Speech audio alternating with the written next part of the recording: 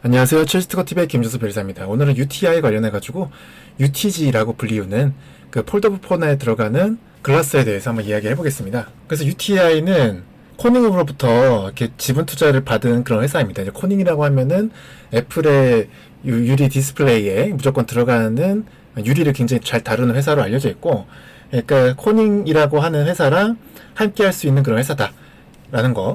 그래서 든든한 뒷배가 있는 회사인데, 근데 이제 UTI가 UTG라고 불리우는 그런 폴더블 폰 전용 글래스와 관련해서 성과를 내려고 하는 것처럼 보여서 그 관련된 이야기 좀 해보려고 하고요. 코닝이라고 하면 되게 유명한 울트라 글래스라고 하는 유명한 그 애플의 커버 글래스를 만드는 그런 유리 업체죠. 그래서 유리를 다룰 수 있는 그러한 기술력이 세계적으로 가장 뛰어난 그런 회사라고 알려져 있고, 그 회사에 지분 투자를 받았다, 이렇게 알려져 있습니다. 그래서 UTI는 코닝사로부터 그 글래스를 납품받은 다음에 납품받은 거를 가공해가지고 애플한테 납품을 하는 그런 비즈니스 모델을 성사시키려고 노력하고 있는 거죠. 특히 이제 코닝으로부터 뭐 하드 코팅 기술이라고 해가지고 뭐 스크래치나 충격에 강한 내구성을 확보할 수 있는 그러한 기술들을 이제 이전 받아서 사업 확장을 노리고 있다, 이렇게 알려져 있습니다. 그래서 UTG라고 하는 게 뭐냐 라고 하면은 기존의 휴대폰의 그 커버 글래스 두께는 거의 400에서 700 마이크로미터 정도인데 UTG는 30 마이크로미터 정도다. 그래서 굉장히 얇게 형성되어 있기 때문에 그 쉽게 구부릴 수 있기 때문에 폴더블 글래스로 잘 쓰일 수 있다라는 거죠.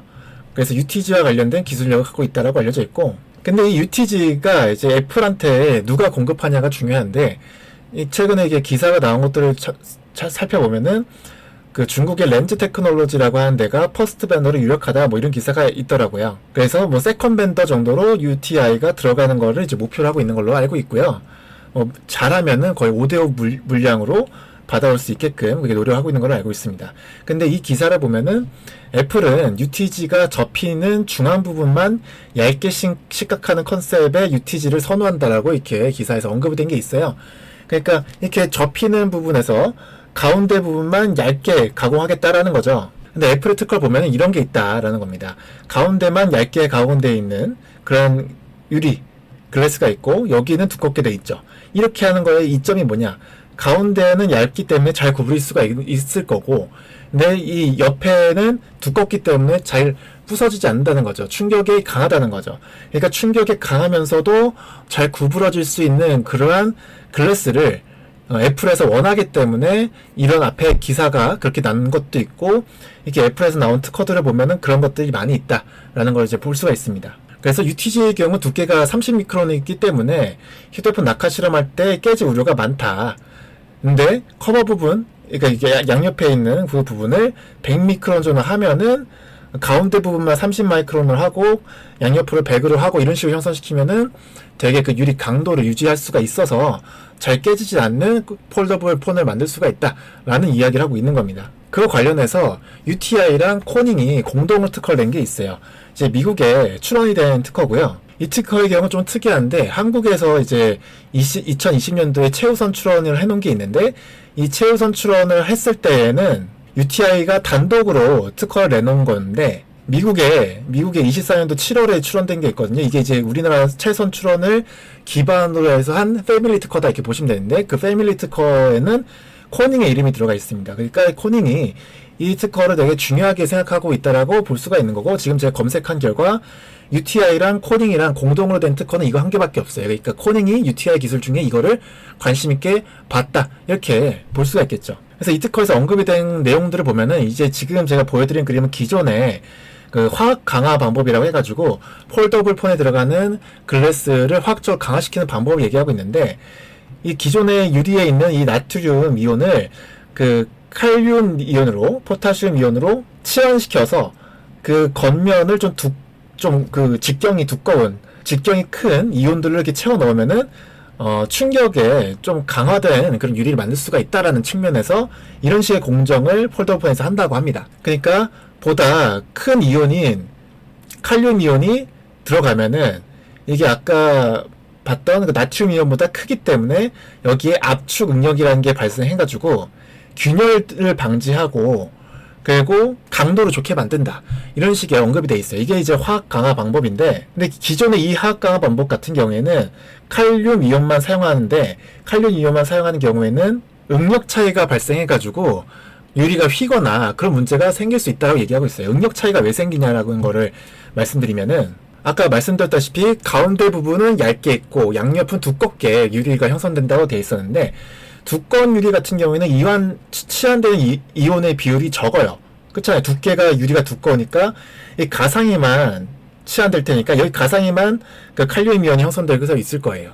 근데 얇은 가운데 부분은 이 유리에 비해서 치환되는 이온들이 커요. 그렇기 때문에 치환된 이온이 크다는 거는 이 가운데 거가 그 크기가 큰 칼륨 이온에 의해서 두께가 커지는 비율이 커지겠죠. 그러니까 이 양옆은 두께가 커지는 비율이 작아지는데 가운데 건 두께가 커지는 비율이 커지다 보니까 이 차이로 인해서 응력 차이가 발생해서 이 유리가 폴더블 유리가 휘거나 하는 문제가 발생할 수 있었다라는 겁니다. 기존에. 근데 이 그 코닝과 UTI 공동 특허에서는 그런 측면을 이용해서 그 리튬 이온이라는 걸 한 가지를 더 활용해요. 리튬 이온 같은 경우에는 나트륨 이온이나 칼륨 이온보다 작은 이온인데, 이 작은 이온을 활용해 가지고 칼륨 이온이 들어왔을 때의 부피 팽창이라든지 이렇게 응력 차이가 발생하는 것들을 최소화시키겠다라는 것을 언급을 하고 있어요. 그래서 이 특허의 청구항을 보면은 아직 등록이 되진 않은 청구항인데, 특허 출원된 그 청구항 보면은 플레인 파트라고 되어 있는 부분이 이제 두꺼운 유리 되어 있다라고 해서 이 양옆표를 이제 플레인 파트라고 얘기하고 있는 거고, 폴딩 파트라고 되어 있는 부분이 이제 가운데 부분이라고 되어 있어서, 여기 보시면은 thin glass, slimmer than thick glass라고 되어 있죠. 이거가 이제 양옆보다 가운데 유리가 얇다라는 걸 얘기하고 있는 겁니다. 그래서 딱 이 구조에 대해서 이야기를 하고 있고, 그다음에 이 사이에 inclined part라는 게 있어서 경사부가 젖어 있다. 이 경사부가 젖어 있다. 그러니까 가운데가 얇고 바깥이 두꺼우면 이 사이를 경사부가 있어서 이렇게 연결해준다. 그런 식의 특허 청구항이 돼 있고, 여기서 중요한 거는 그러니까 폴딩 파트나 플레인 파트나 모두 칼륨 이온이라는 게 포함이 되어 있는데, 칼륨 이온뿐만 아니라 보다 스몰러한 메탈 이온이 여기에 같이 형성이 되어 있다. 칼륨 이온보다 그 직경이 작은, 반지름이 작은 그런 이온이 형성되어 있고, 이걸 바로 이제 리튬 이온이라고 얘기를 하고 있습니다. 그래서 이 리튬 이온이 여기 폴딩 파트랑 플레인 파트에 같이 형성되어 있음으로 해서 변형인 문제라든지 구불인 문제라든지 파손 문제라든지 이런 것들을 이제 감소시킨다 라고 되어 있어서요. 그래서 이런 걸 감소시킬 수 있는 이유는 바로 텐션 스트레스를 좀 감소시킬 수 있다, 전체적으로. 그러니까 아까 말씀드린 그 응력, 전체적으로 형성되는 응력의 문제를 감소시킬 수 있다라는 겁니다. 이 리튬 이온을 포함함으로 인해서요. 그래서 여기서 이렇게 두 단계의 그 공정을 통해서 리튬 이온이 먼저 들어가서 먼저 유리에 형성이 된 다음에 그 다음에 칼륨 이온이 그 빈자리를 칼륨 이온이 대체해서 들어감으로 인해서 이 전체적인 유리의 응력을 고르게 분포시키는 그러한 방식을 얘기하고 있어요. 그래서 여기서 말하고 있는 거가, 처음에 리튬 이온으로 대체가 된다고 하면은 나트륨보다 리튬이 작잖아요. 그래서 나트륨이 리튬으로 대체되다 보니까 이게 부피가 작아지게 돼요. 근데 아까도 말씀드렸다시피 이 양옆에 두꺼운 유리보다 가운데 유리가 더 얇기 때문에 부피가 줄어들거나 늘게 되는 그 팽창 비율이 더 커지죠. 가운데가. 그렇기 때문에 여기서도 또 더 많이 축소됐다, 더 많이 쭈그러들었다라는 거를 이렇게 그림상을 표현한 거고, 이렇게 리튬 이온을 먼저 대체시키는 1차 강화 방법이 있는 다음에 그 다음에 2차 강화 방법으로 칼륨 이온을 다시 형성시켜서 하면은 칼륨 이온 때문에 칼륨 이온이 가장 직경이 크니까, 직경이 큰 게 여기 이제 대체가 되니까 다시 팽창을 하게 되죠. 그래서 일정한 부피로 이 전체적으로 형성시킬 수 있게끔 하면서 전체적인 응력이 일정 비율로 유지가 되게끔 해서 전체 디스플레이 유리가 변형 문제라든지 이런 것들이 좀 작아지게끔 만들겠다는 그런 특허입니다.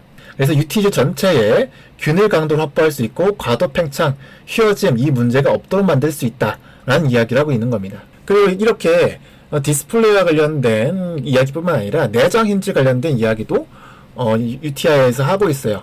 내장 힌지라고 하면은 그 폴더블 폰 뒤쪽에 이렇게 붙어가지고 그 주름 같은 것들 들새기게끔 만들어주는 그런 그 부품인데, 파이넨텍이 요거를 잘하고 있죠. 이게 이제 내장 힌지와 관련된 것이고, 삼성 디스플레이 기사를 보면은 그 폴더블 폰의 백플레이트로 유리 소재로 대체하는 걸 추진한다라는 이런 기사가 나온 게 있었어요. 그래서 그것과 관련된 그 연구도 이 UTI에서 하고 있다라는 걸 알 수가 있고요. 그래서 UTI에 이 등록된 특허를 간단하게 보면은 바로 이러한 딱 봐도 요 지금 가운데를 뽕뽕뽕 뚫게 해가지고 수직 코팅 이렇게 하는 이런 반복과 관련된 특허들이 있는데 이게 바로 유리 소재를 통해서 백플레이트를 만드는 그런 공정과 관련된 특허다. 이런 것들도 내고 있다라는 거를 이제 말씀드립니다. 그래서 이렇게 가운데 뽕뽕뽕 뚫려 있으니까 이게 접힐 때 여기가 이제 잘 접힐 수가 있겠죠, 유리가. 그래서 요런 딱 구조, 요런 구조 이런 것들을 이제 흉내내고 있는 그런 특허다 이렇게 보시면 되겠어요. 그래서 그런 특허들을 UTI에서 내고 있다. 그래서 유리 디스플레이 그러니까 커버 글래스뿐만 아니라 백플레이트와 관련된 연구도 이렇게 하고 있다라는 걸 제가 말씀드릴 수 있겠습니다. 그래서 오늘은 UTI에 애플의 폴더블 폰으로 들어갈 것으로 예측이 되는 UTG 관련된 이야기와 유리 백플레이트 관련된 이야기를 이렇게 해드렸습니다. 오늘 영상이 마음에 드셨다면 구독과 좋아요 부탁드리겠습니다. 감사합니다.